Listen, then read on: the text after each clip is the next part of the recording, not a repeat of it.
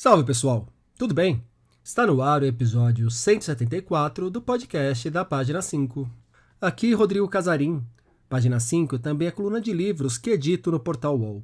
Estou no Instagram como página.5, no Twitter como @rodcasarim e no Telegram, só procurar pelo grupo Página 5.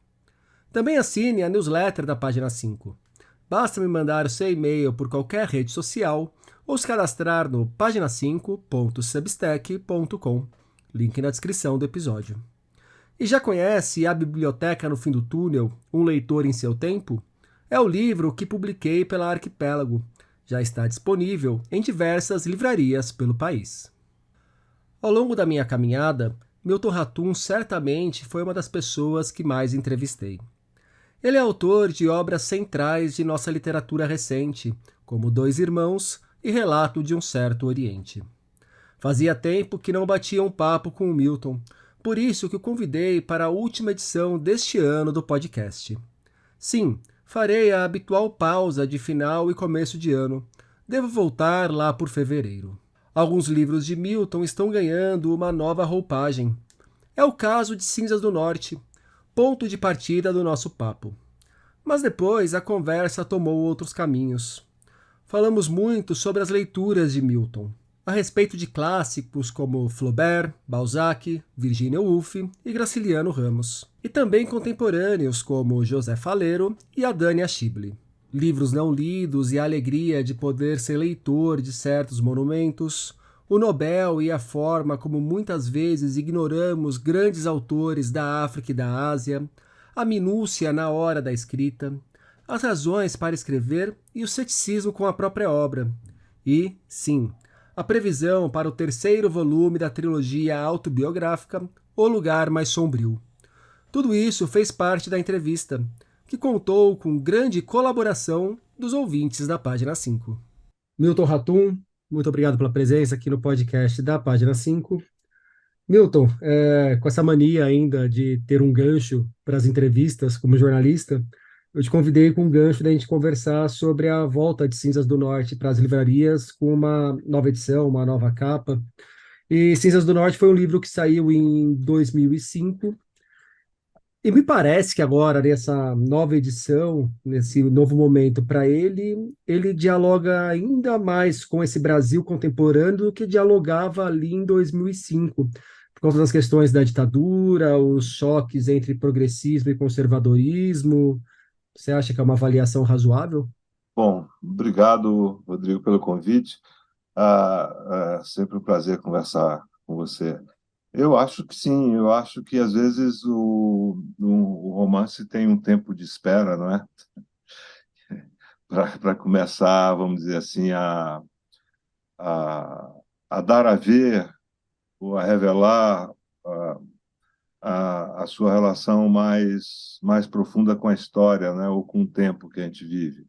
E eu sempre isso, para mim, é decisivo, né? Essa relação com a história, né? E também com as coisas que ficam um pouco ocultas e nunca são ditas de uma forma, vamos dizer, explícita. Eu acho que o Cinzas do Norte, que é, vamos dizer, como tema aparente, a história de uma amizade, né? Dois meninos que se encontram naquela praça italiana de Manaus, de desenho italiano, né, com aquelas ondas pretas e brancas que inspiraram depois o Rio de Janeiro, né, o Aterro, tal, Copacabana. Isso, enfim, se desdobra numa série de temas mais relacionados com, como você falou, com a ditadura, né, com o poder, não só o poder repressivo do Estado, né? A opressão da ditadura, mas o poder também, vamos dizer, da casa, né? Do familiar, do pai, né? Esse pai tirano enfim, o Jano, né? O homem de duas faces. E também questões, vamos dizer, relacionadas à censura, à arte, né? porque o mundo é um artista, ele quer ser um artista, ele quer se dedicar a isso, entra em colisão com o pai ou com as aspirações do pai, que quer o filho, enfim, um empreendedor, um continuador do seu empreendimento ali em Parintins, né? O extrativismo, que é essa praga da Amazônia, né? Uma das pragas da Amazônia, e ele, enfim, sucumbe, né? O mundo, ele morre, o romance começa, não estou dando spoiler, Aham. porque começa com a morte dele, né, no Rio de Janeiro, né? E tem uma questão, essa questão vamos dizer, do pai opressor, que está em outros livros também, em outros romances, dessa célula familiar que também, às vezes é muito sufocante, né? E a relação dele com a arte, né? Com os artistas, com a arte, com a censura. E uma das coisas que o livro, que o romance aborda é justamente a questão da devastação, porque uma das obras do mundo se chama Cemitério de Cruzes, né? Quer dizer, que é aquele bairro, aquela floresta no entorno de Manaus que foi derrubada, queimada na década de 1970. Então eu via, quer dizer, eu sempre via a destruição da Amazônia, não apenas do ponto de vista da floresta e dos povos e da agressão, né, aos povos originários. E isso acontece desde sempre e é terrível. Ao mesmo tempo, essa destruição ela está presente no mundo urbano, né? A gente fala muito pouco vamos dizer, do absurdo, né? Da falta de infraestrutura nas cidades, nas metrópoles da Amazônia, sobretudo em Belém e Manaus. Mas isso também acontece em Rio Branco, acontece em Porto Velho, em Macapá, quer dizer, Manaus e Belém são cidades, são metrópoles favelas, né? A metade da população mora em habitações precárias, que é o eufemismo do IBGE para nomear favelas, né? E absurdos como falta de água em Manaus, por exemplo, beira do maior rio do mundo, mas falta água em alguns bairros, né? E são bairros, uma periferia muito, mas muito pobre, diferente da periferia de São Paulo, por exemplo, do Rio de Janeiro, em que há ainda barracos, ainda casebres construídos com lona, e isso, vamos dizer, de alguma forma está presente no Cinzas do Norte. Quer dizer, no fundo, o título alude a todas essas coisas, né? Quer dizer, as cinzas da floresta, da cidade e das vidas. E essas cinzas que seguem muito presentes também, né? A questão de um ano, mais ou menos, as cinzas do norte chegaram literalmente aqui em São Paulo. Então, e em Manaus, que há pouco tempo, há menos de um mês, Manaus estava encoberta pela fumaça. O céu de Manaus é um céu coberto pela fumaça, né? E a seca que nunca foi vista assim, nunca, né? Uma coisa assombrosa, né? Do Rio Negro, do Amazonas, de alguns afluentes do Amazonas, ou dos Solimões, totalmente secos, né? Uma paisagem de fato de terra devastada, né? E claro que São Paulo, o Sudeste, ele também, essas regiões, elas também são afetadas, né? Pela devastação, né? Pela queima da floresta, etc. Então, os cinzas têm, foi um romance que me deu, todos dão trabalho, né? Mas eu me lembro que no Cinzas eu quis eu tentei abordar várias coisas, vários temas e subtemas, as relações amorosas, a relação de amizade, a arte, a censura, a brutalidade da ditadura, o pai que era vamos dizer, foi cooptado pelo sistema, né? Quer dizer, tudo isso, as traições, Uhum. tudo isso, a dificuldade de fazer arte, de ser artista naquele momento, né? Como foi nos 4 últimos anos, anterior a esse ano, como foi, né, no Brasil do agora inelegível, né? É, as agressões que houve, né, aos artistas,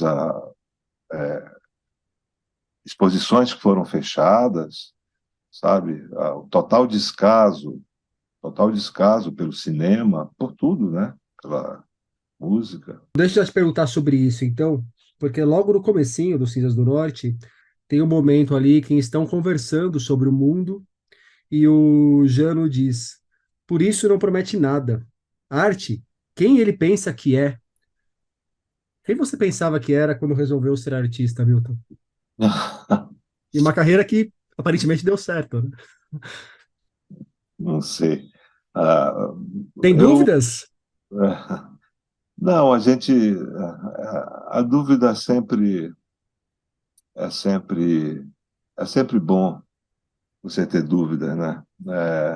Eu tenho muito mais dúvidas do que certezas. Aliás, tenho pouquíssimas certezas. Mas vamos dizer que o escrever, Rodrigo, partiu apenas do desejo de escrever, a vontade de escrever. Eu não fui, vamos dizer assim, formado para ser escritor, sabe? Meu pai era um imigrante, meus avós, eles não eram intelectuais. Eu não nasci numa biblioteca, engatinhando numa biblioteca. Como eu disse outra vez lá numa festa literária, eu não li Proust aos 9 anos de idade, mas li Machado de Assis aos 13, né? E li outros autores também muito jovem. E eu acho que foi isso que, vamos dizer, me estimulou, né? Ou me levou à escrita, porque a vontade de escrever parte também da leitura, né? Daquilo que você lê, de como que você lê. E eu tentei, nos anos 70, aqui, quando eu estudava na FAO, eu até escrevi alguns contos, não publiquei nada, a não ser um livrinho de poesia, com fotos de amigos, e já tinha esse título, vamos dizer, melancólico, pessimista, que é o livrinho se chama Amazonas, Palavras e Imagens de um Rio entre Ruínas.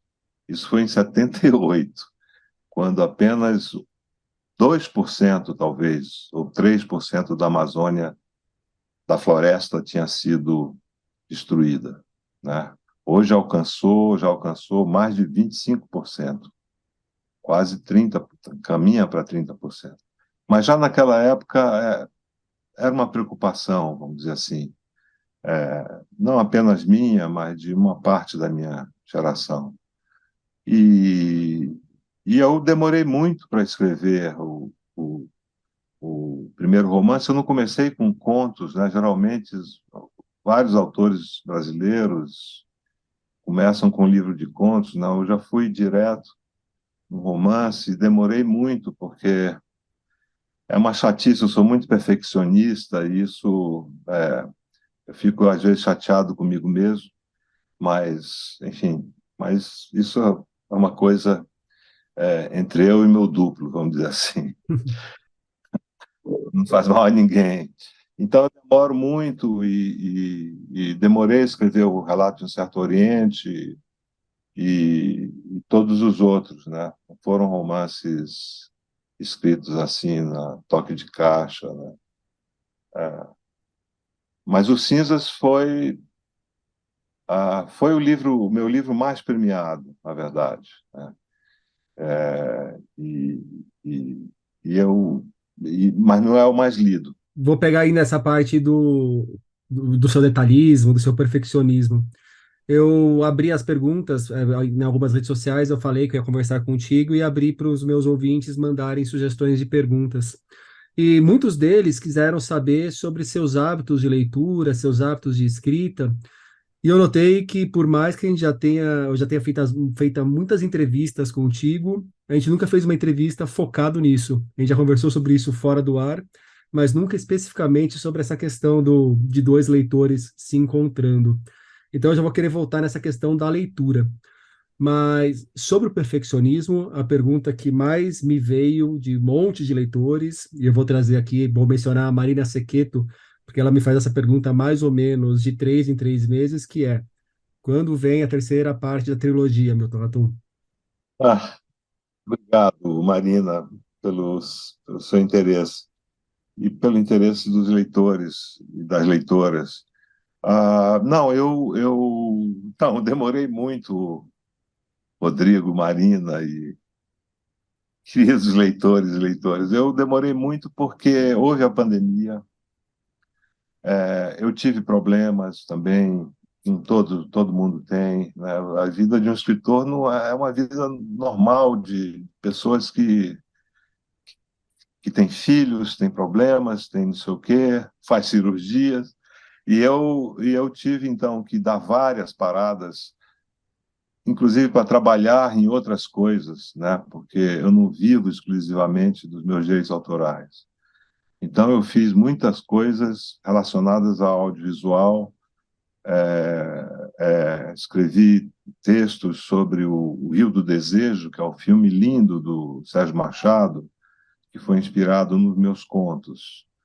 E escrevi também para uma outra série de TV, que não sei se vai ser rodada, um longo argumento de quase 100 páginas. E eu fiquei nisso, né, também, trabalhando com outras coisas. E quando eu peguei a revisão, eu já tinha escrito tudo, né, os 3 volumes. Quando eu fui rever, me deu me deu vontade mesmo de ampliar algumas coisas, de aprofundar algumas coisas. E sabe quando esses fogos de artifício em que começa com vamos dizer, com um jato de luz e aí depois ele explode em 1000 pedaços, em 1000 fragmentos de luz. E foi assim, né? Quer dizer, o que era basicamente um livro muito curto, como uma palmeira amazônica, ou do Pantanal, ou da Mata Atlântica, enfim, virou uma coisa meio arbórea, né? E isso foi complicado, porque eu tive que trabalhar em várias frentes e o manuscrito crescia. E eu gostei disso, porque que diabo eu vou fazer depois, quando terminar, né? Então, quanto mais tempo demorar, eu, eu me divirto também, né? Eu tenho o maior prazer, eu acho que há uma, há uma espécie de mito, né? Do sofrimento do escritor, do sofrimento, da dor.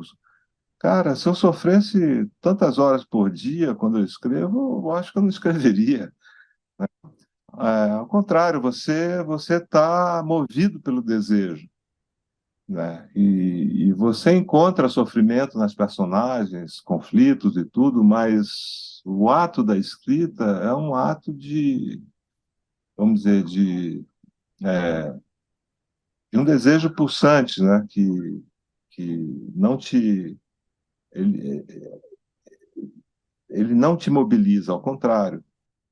Mas temos um prazo, de repente? Tem.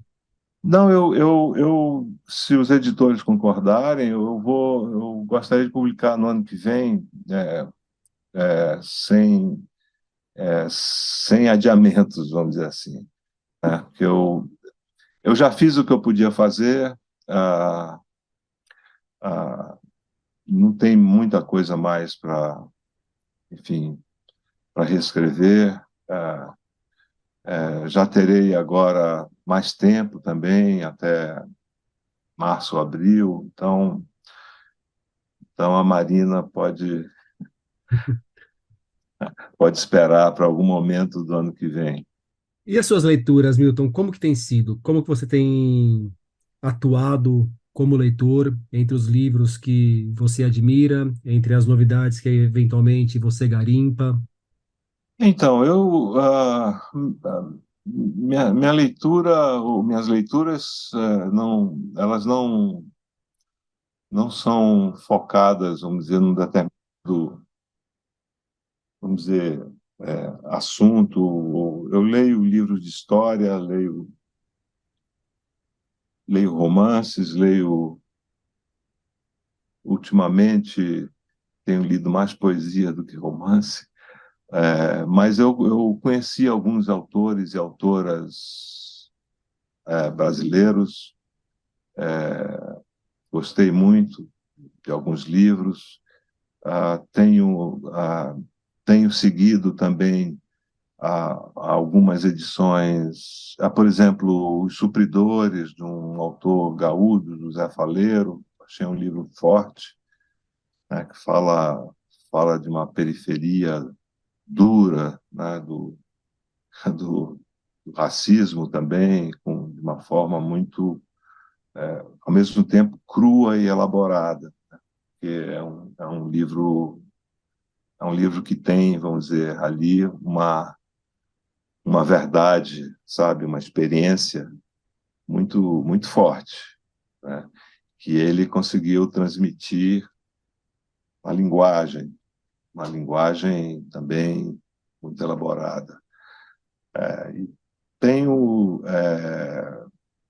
tenho seguido muito, por conta de tudo que está acontecendo, tenho seguido muito a literatura da Palestina, que foi publicada, está sendo, você conhece, você até comentou também, né,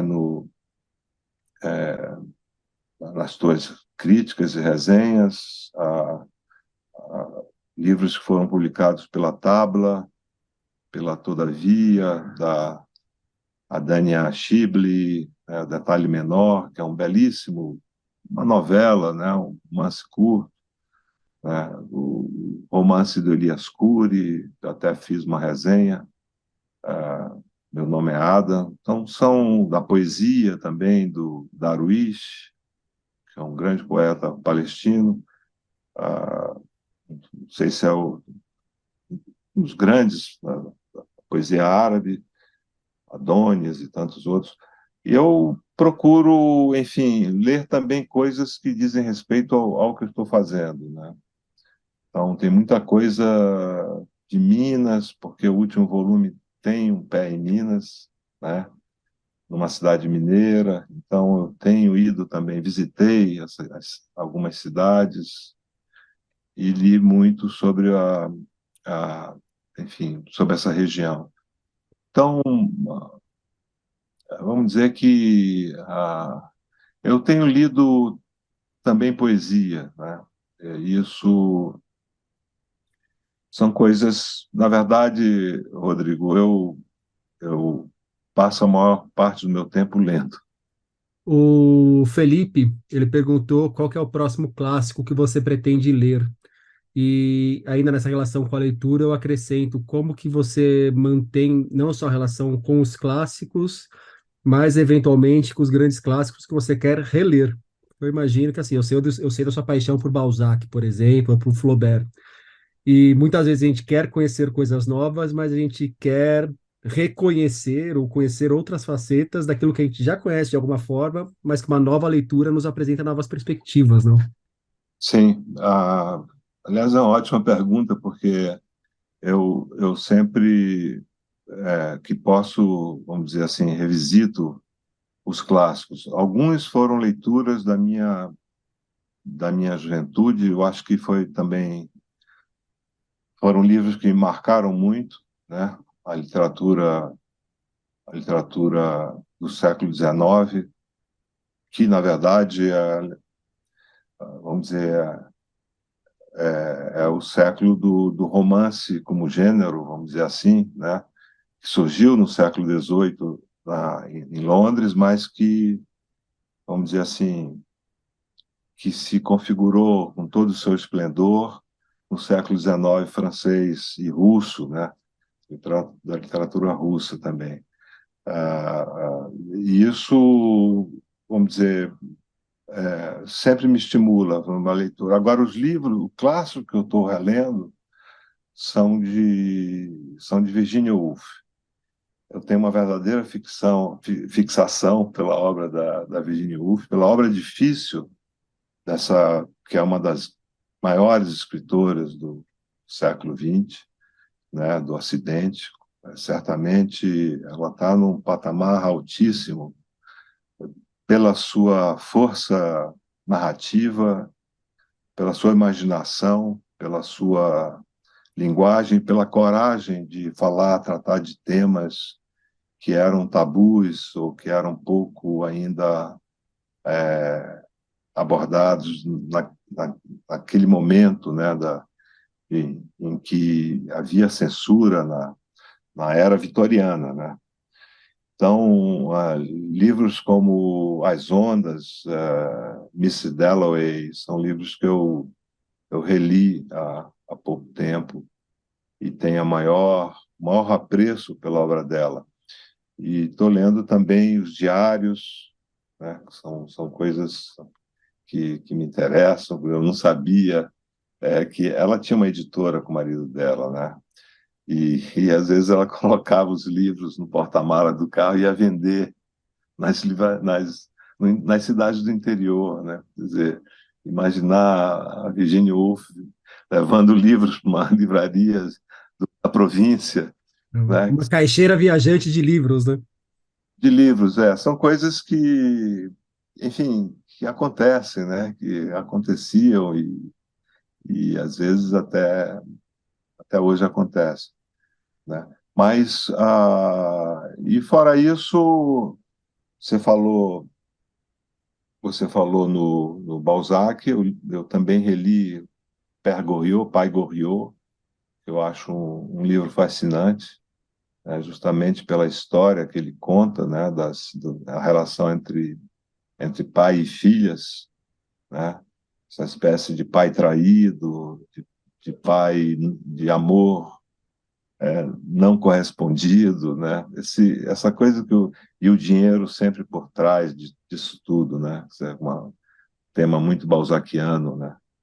Do dinheiro, da vilania, da sordidez, né?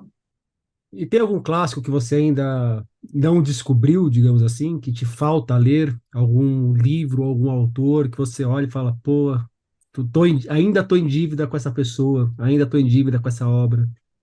Há muitos, Rodrigo. Nós não temos, Essa é mais enrascada, né? Não tem para onde fugir. é, não temos para onde fugir, não temos tempo para ler tudo.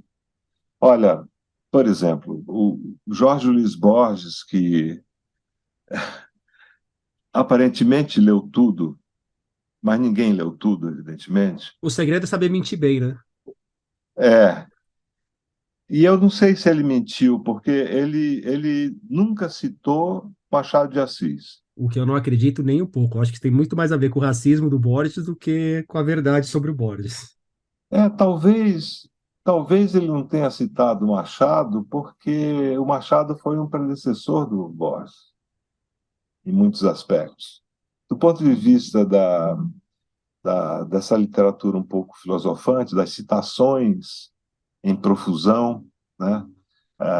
Memórias Póstumas de Brás Cubas, você vê que o leitor Machado de Assis está por trás, é evidente, está por trás do narrador, né? Vamos dizer, do lado culto e, no caso, pedante, né? Do narrador, do Brás Cubas.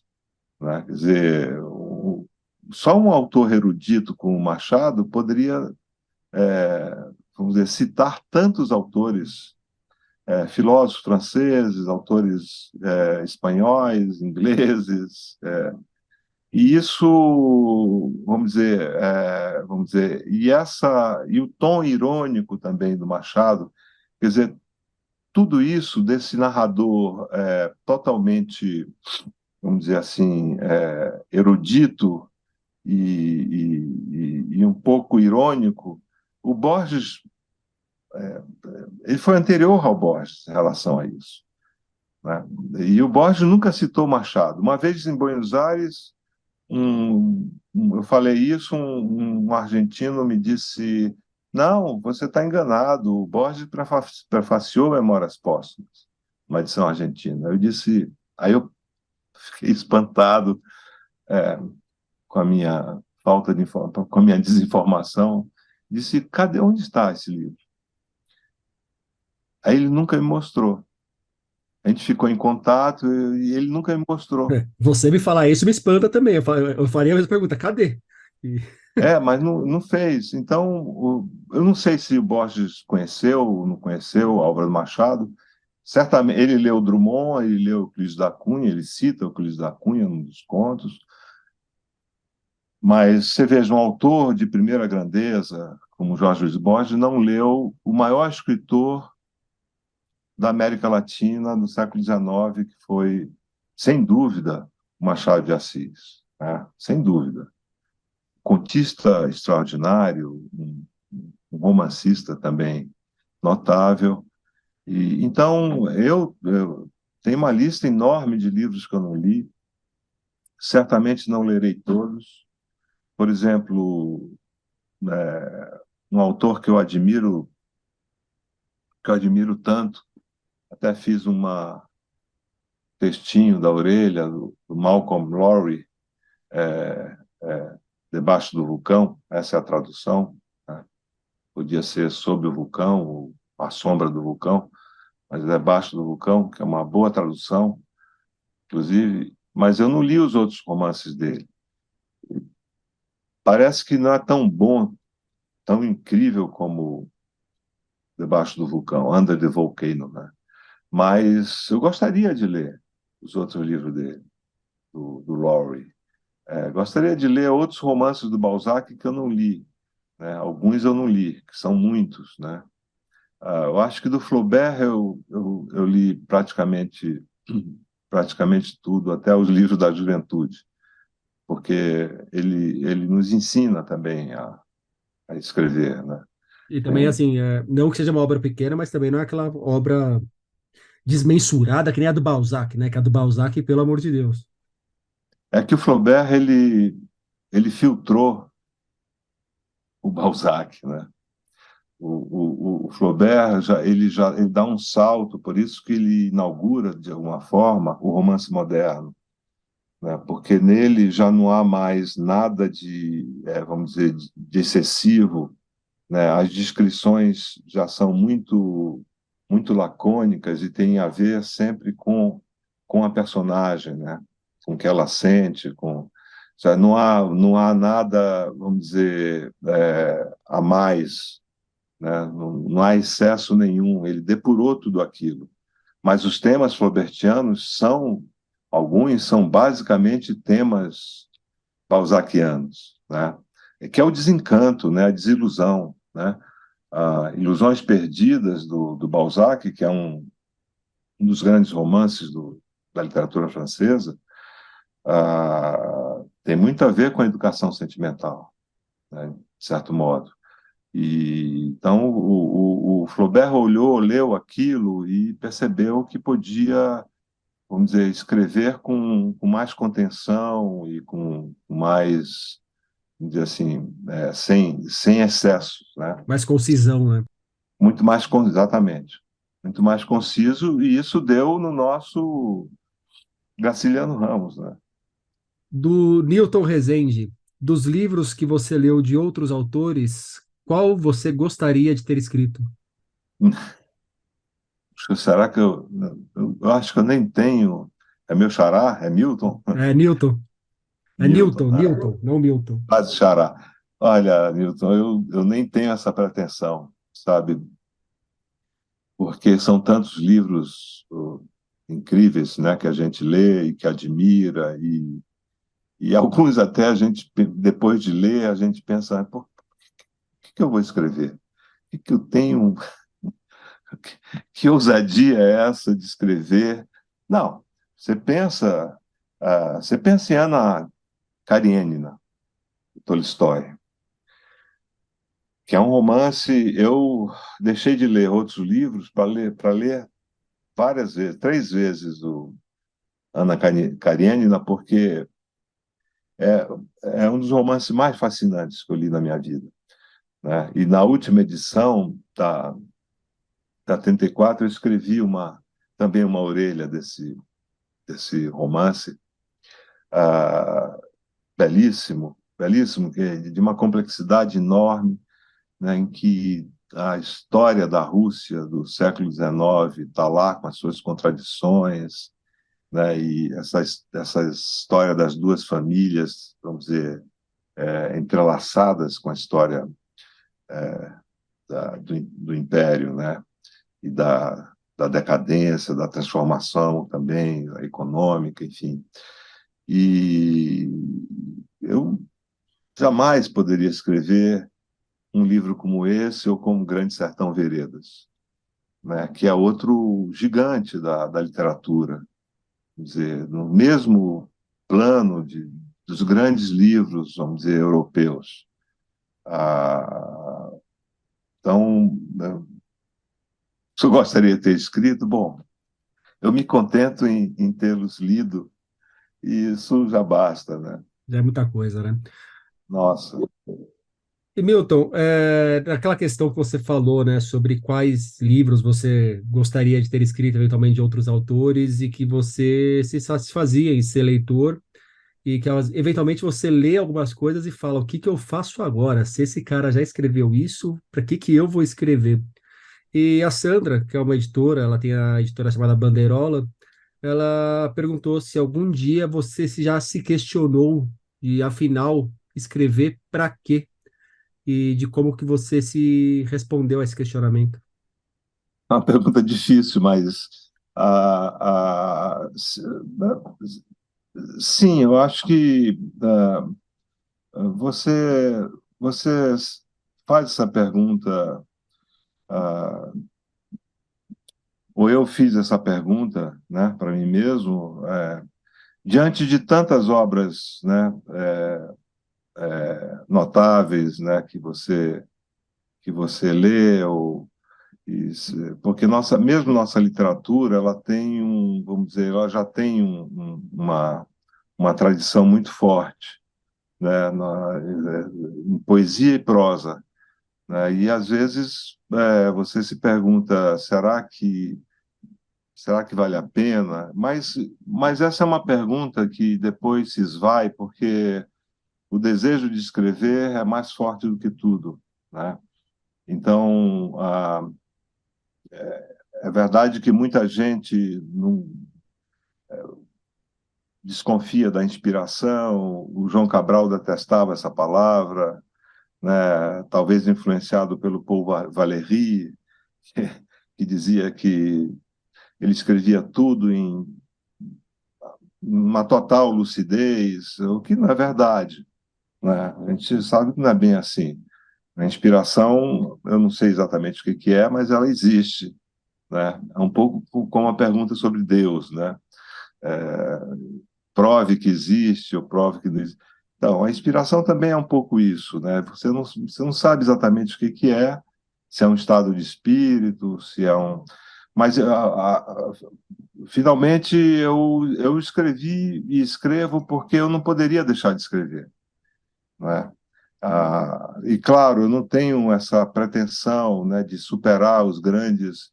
Você às vezes pensa em escrever alguma coisa, vamos dizer, mais que vai além, né, do ano de 1956, quando saiu o Grande Sertão Veredas, né? Mas dificilmente isso vai acontecer, né? Mas eu questiono muito aquilo que eu escrevo até o limite, isso sim. E aí a pergunta é totalmente plausível e eu esgoto todas as minhas, vamos dizer, possibilidades, forças físicas, física e mental, né? Quer dizer, eu sou mesmo perfeccionista e tenho essa, vamos dizer, essa mania, né, de reescrever, porque você é o seu primeiro leitor, né? Então quando você se lê, você se pergunta, eu gostaria de ler assim, né? Assim. Não essa frase, uma outra frase, né? Melhor construída, vamos dizer assim, mais construída, mais elaborada, né? Esse personagem podia ser melhor. Então eu faço essas tentativas, por isso que eu demoro tanto, né? Mas sem a pretensão de ser sabe, ou essa coisa né, vamos dizer, da superação, não do outro, mas da superação de si mesmo, né? Por exemplo, eu acho, você falou do Cinzas do Norte, Rodrigo, eu acho que o Cinzas do Norte é um romance mais bem acabado e mais complexo que o Dois Irmãos, que é o meu best-seller, vamos dizer assim, né? Então, nem sempre os livros, o teu livro, que é o mais conhecido, que está no vestibular, que está não sei o quê, que foi minissérie, nem sempre esse livro é o livro que o autor ou a autora, vamos dizer, não diria que mais gosta, mas que vê com mais, vamos dizer, com mais densidade, com mais complexidade, sabe? E aí você tem um olhar muito rigoroso para a sua própria obra, seja na hora que você está escrevendo o livro, até a hora que você fala, bom, está pronto, posso entregar para o editor, isso aqui pode chegar no mercado, seja desse olhar reticente sobre o sucesso, sobre, a gente falou lá no começo, né, você demonstrou o que é o dar certo, será que eu dei certo? E toda vez que a gente chega em outubro, tem o anúncio do Nobel de Literatura, vence a discussão de quando o Brasil vai ganhar o Nobel de Literatura, e quando a gente fala de autores brasileiros que eventualmente podem ganhar o Nobel de Literatura, seu nome é citado. Como que você encara isso? No dia do Nobel você acorda mais cedo para ver se pinta lá Milton Ratum eleito pela Academia Sueca? Você acha que é uma loucura completa? Você concorda? Você discorda? Você está esperando? Você já programa o churrasco? Acho- Eu acho que é uma loucura completa, eu não penso nisso. Na verdade, eu vou ser muito sincero, eu nunca pensei em prêmios. É, é, eu penso muito no leitor. Eu acho que o leitor é o grande prêmio, o leitor de qualidade, né? Como dizia o Chekhov. Esse é o grande prêmio do escritor. O prêmio Nobel ah, ele é muito irregular, né? Eu acho que há grandes escritores que não ganharam. O Brasil, para mim, já teria dois prêmios Nobel. Dois. O Guimarães Rosa e o Drummond. Eu acho que são o grande prosador, né, inventivo e um dos maiores poetas da língua portuguesa que não foram contemplados com esse prêmio. Só para colocar mais um nome aí, que às vezes os leitores esquecem até, mas o Machado morre em 1908 e ali já existiu o prêmio. Então, o Machado virtualmente poderia ter vencido também. Mas não tinha sido traduzido para o Não, inglês. aí entra por uma questão de mercado, né? Mas assim, Exato. eles habitaram o mesmo mundo. E o que mostra também como é problemática essa circulação da literatura no mundo e como o mundo muitas vezes está cego para determinados autores magistrais. É, aliás, muito pertinente essa sua observação, porque o Prêmio Nobel é um prêmio europeu e dirigido para escritores e escritoras, vamos dizer, da Europa ou dos Estados Unidos. Com certeza, se você fizer uma enquete, uma pesquisa, você vai ver que 80% há poucos escritores da África, poucos da América Latina e pouquíssimos da Ásia, né? A predominância é autores e autoras são brancos da Europa ou dos Estados Unidos. E quando há um africano, quando há um latino-americano, quando há um asiático, eles vencem porque eles já estão muito bem estabelecidos na Europa ou nos Estados Unidos. O Gurnah não venceria se ele tivesse ainda lá na Tanzânia, em vez de estar em Londres, por exemplo. Exatamente, exatamente. E nesse aspecto, um escritor português leva muito mais vantagem do que um escritor brasileiro, porque está na Europa, tem toda, enfim, essa conotação, vamos dizer, geográfica que você mencionou, e eu questiono muito isso. Aliás, um dos livros que eu acho um dos livros fundamentais que questionou isso é um livro do Edward Said, Cultura e Imperialismo. Ele fala exatamente sobre isso. Por que que o cânone é só ocidental, sabe? Então, essa é uma boa discussão, né? E ele, nesse livro, ele fala desse olhar superior, imperial, em relação aos escritores dessa suposta periferia do mundo, né? A África, a Ásia, a América Latina, e critica alguns escritores, a obra de alguns escritores de língua inglesa e francesa, o que deixou muitos críticos irritados, né? Não entenderam a crítica literária, que eu digo, bem fundamentada. E foi através desse livro, Rodrigo, que eu conheci escritores da África e do mundo árabe que eu não conhecia. Não sabia, não sabia quem era, vamos dizer, alguns escritores como Tayeb Salih, um escritor negro do Sudão, que escreveu uma obra-prima que se chama Tempo de Migrar para o Norte, que foi traduzido aqui pela Safra Gibran, né? Não conhecia escritores da África, Soyinka e tantos outros que ele cita, e muito antes do prêmio Nobel, né? Não conhecia, por exemplo, esse escritor que eu citei, o Elias Khoury, e nem o Darwish, o poeta palestino. Eu conhecia muito pouco, mas não tinha, vamos dizer, ideia de como eles eram importantes, esses escritores e essas escritoras. E agora mesmo, a, a Dania Schible, você viu o que aconteceu com ela na Feira de Frankfurt? Eu acho que você escreveu sobre isso. Escrevi. Você escreveu sobre isso Escrevi sobre isso e depois resenhei o livro dela também. que é belíssimo, né? Que é belíssimo, é um livro muito forte, né? E que ela foi simplesmente cancelar um evento com ela e convidaram escritores israelenses. Foi desconvidada, né? Foi desconvidada, quer dizer, uma vergonha, o que provocou justamente vamos dizer, a reação, né, o protesto de centenas de editores, quer dizer, então são prêmios internacionais voltados vamos dizer, para a literatura europeia e norte-americana, ou canadense, ou australiana, ou, sabe, né? Mas, sabe, a gente não deve se preocupar com isso. Mas o Cascalho cairia bem, hein? Ah, sempre, sem dúvida. É uma graninha Isso razoável. eu acho que quando um prêmio vem com cheque, ele é uma, ele, ele nos permite viver, né, por algum tempo da literatura. Mas essa é uma questão de poder, sabe, Rodrigo? De poder. O que eu mais me preocupo é com a formação de leitores no Brasil.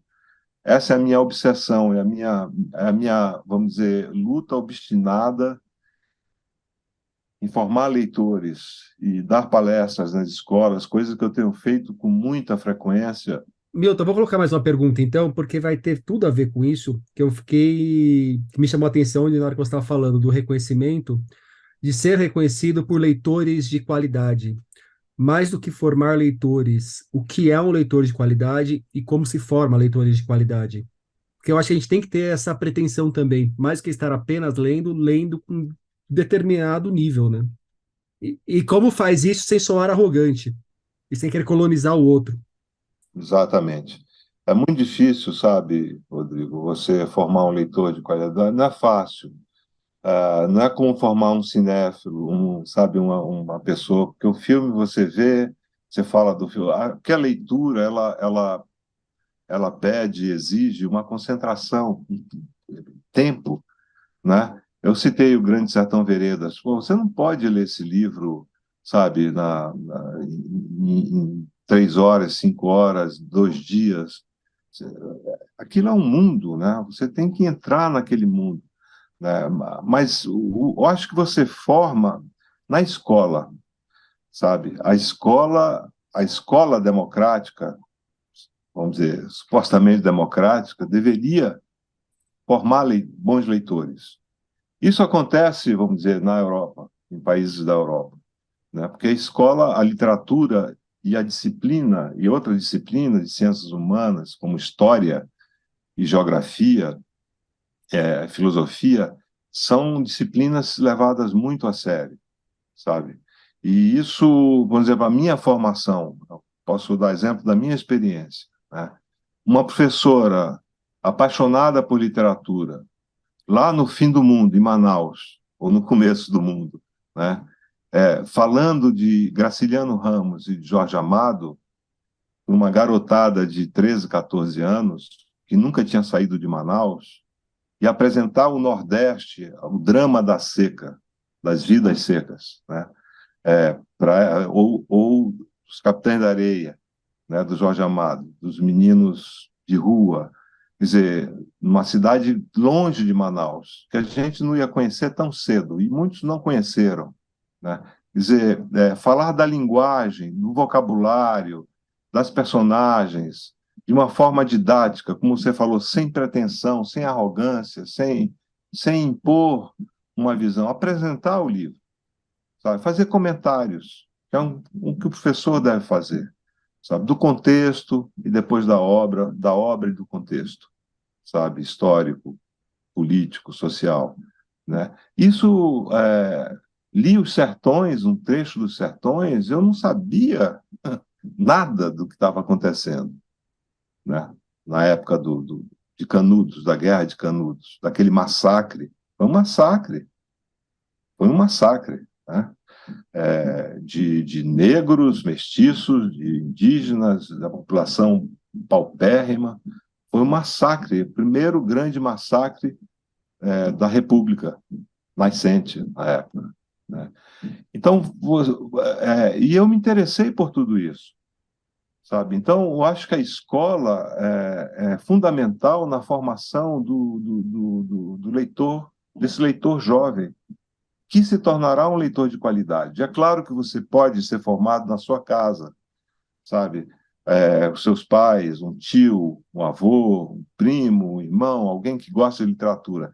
Mas, se você imaginar a população pobre desse país, como é que uma mãe ou um pai da periferia, depois de ralar o dia todo, passar horas no transporte público, à noite ainda vai ter condições de, sabe? É muito cruel. E é só a escola que permite que você pense nisso como uma política de Estado, né? Não como uma questão Exato. familiar. Política pública em que você tem um livro na biblioteca da escola, sabe? Então, eu acho que quando se diz, o leitor brasileiro, os brasileiros não gostam de ler, eu acho isso preconceituoso, sabe? Muito por quê? Porque nós somos inferiores, nós somos, como chamam lá os palestinos, de uma forma vil, nós somos animais humanos, é assim que eles são chamados, palestinos, né? Que história é essa, sabe? É que não dão oportunidade aos filhos da faxineira deste prédio daqui a mesma oportunidade que dão aos meus filhos, que estudam em escola particular, sabe? Você algumas vezes já tocou aqui no nosso papo na questão da Palestina, e eu tenho lido textos seus, tenho visto posts seus nas redes sociais, e você tem sido muito atuante em olhar para a literatura de lá e para o que tem acontecido nos massacres ali desde outubro. Como que você tem avaliado a postura do meio intelectual brasileiro, no geral, com relação ao que está rolando entre Israel e Palestina? Olha, Rodrigo, de um modo geral, eu acho que há um silêncio, sabe? Poucos falam, Eu não sei por que as pessoas têm medo de falar nesse assunto. Para mim, é um caso cruel de colonização. Sabe, há 50 anos que eu acompanho isso, 50 anos, meio século, Rodrigo, desde os 20 anos de idade, sabe? E com algumas exceções, eu vejo as pessoas ou silenciarem ou argumentarem de uma forma, sabe, criando equivalências. Buscando buscar uma simetria onde não existe uma simetria, né? Zero simetria. Que simetria é essa? Simetria do poderoso contra o massacrado, fraco? Né? Aí falam também que o Hamas... Cara, o Hamas não existia em 1948, quando houve vários massacres.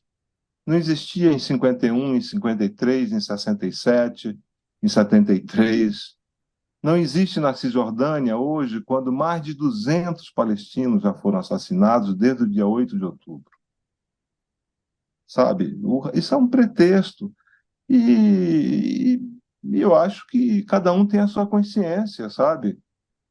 Eu acho que escritores, inclusive escritores negros, escritoras negras,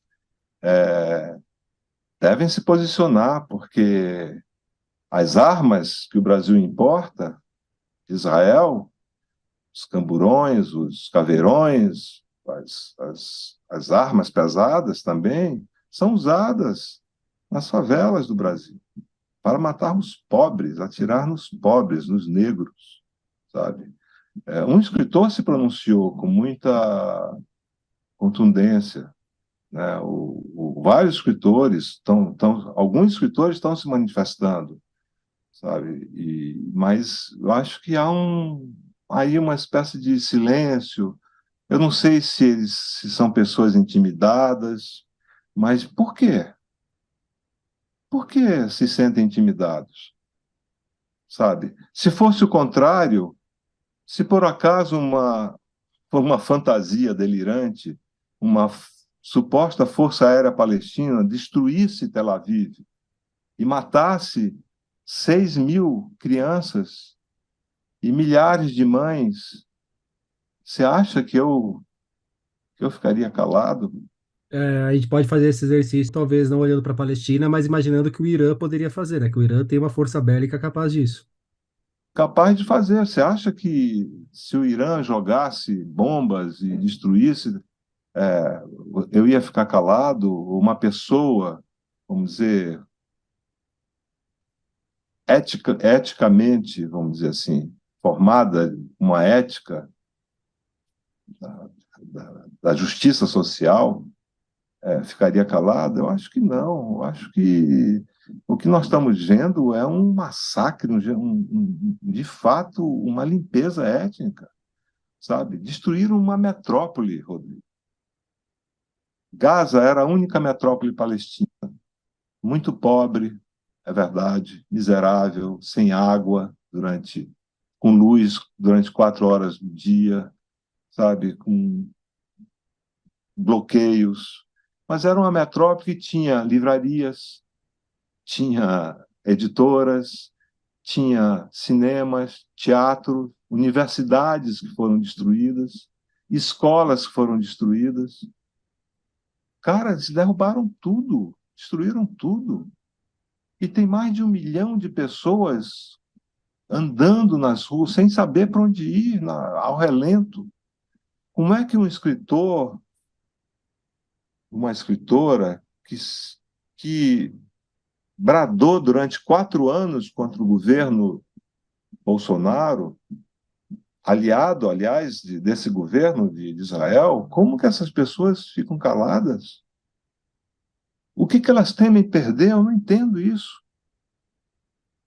Prestígio, alguma perseguição? Pô, eu fui perseguido durante a ditadura, fui preso 2 vezes, mas nunca deixei de sair, de protestar, sabe? Então eu acho meio estranho, né? Estranho, mas o projeto sionista de 48 é exterminar os palestinos, é deslocá-los. Isso está muito claro. E para entender isso, você tem que entender, você tem que ler os livros básicos, né, do Ilan Pappe, do Eduardo Said, tem tantos livros, sabe? É só procurar que você encontra. Mas, enfim, há uma coisa muito nova, sabe, Rodrigo? São os judeus antisionistas. No Brasil, inclusive. Uhum. Nos Estados Unidos, há é enorme o número de judeus que se conscientizou que, enfim, que está lutando contra o sionismo, está lutando contra o massacre, contra esse genocídio, né, Vozes Judaicas pela Paz, Jewish Voice for Peace, por exemplo. No Brasil, tem um grupo novo, uma organização nova que se chama é, Vozes Judaicas por Libertação, sabe? Essas pessoas é, me comovem, sabe por quê? Porque são jovens judeus e judias que não aceitam isso. Não aceitam, cara. Os avós passaram já sabe, pelo terror nazista, sobreviveram outros foram assassinados, né, durante o nazismo, e são pessoas que não, sabe, a religião não sequestrou dessa visão ética, sabe, dessa visão da justiça, sabe, porque e são pessoas corajosas, são pessoas corajosas. E eles são antisionistas? Como? Antissemitas, quer dizer? Antissemitas. Eles são antisionistas, mas chamar essas pessoas de antissemitas, que história é essa? Quer dizer, é uma espécie de argumento o antissemitismo para você calar qualquer crítica em relação a um Estado opressivo, sabe? Isso não faz sentido mais, não faz mais sentido, porque a máscara caiu totalmente. E as redes sociais foram importantes, são importantes para isso. Fora do ar, a gente estava conversando, você falou que tem um conto vindo por aí. Tem alguma coisa a ver com isso? Não tem nada a ver com isso? Pode falar um pouco desse conto? Não tem, por coincidência, tem a ver com isso. Sabe, o escritor Ronaldo Bressani me convidou para escrever um texto e eu falei, pensei em algo breve e aí eu disse, eu não sei se eu vou conseguir porque eu sou lento e tal, mas é o meu primeiro continho, é um conto muito curto, que se chama O Último Abraço e que vai sair na revista Morel. Deve estar saindo por esses dias, então eu convido os leitores e as leitoras para ler esse continho. É muito breve, são 2 páginas, no máximo 2 páginas e meia, que tem a ver sobre tudo que está acontecendo aí. Milton, para a gente fechar o nosso papo, me indica um livro. Um livro, Um livro. A gente falou ah, um pouco de livro hoje. Me parece que você é leitor. é, no fundo é o que eu mais faço. Eu gostaria de indicar, é, pode ser 2? Pode ser dois. Então, o primeiro é um romance do qual eu já falei, que é o Meu Nome é Adam, do Elias Cury, da editora Tábua. É um romanção, um roman fleuve, que conta essa longa história da Palestina, mas é um romance incrível, né? Uma relação com a história muito forte. E, e um livro que eu li recentemente, do Faleiro, Zé Faleiro, que é Os Supridores.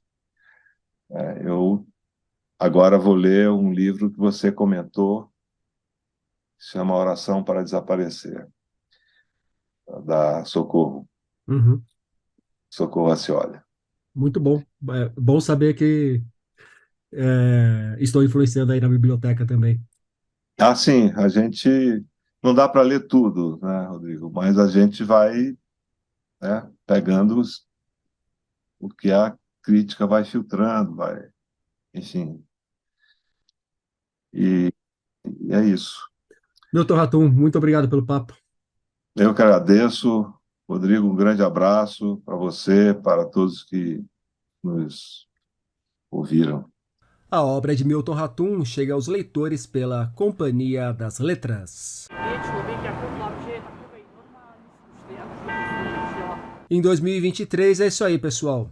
Indique o podcast para os amigos e inimigos. Tenham todos ótimas festas. Um abraço, um beijo, um aperto de mão e até o ano que vem.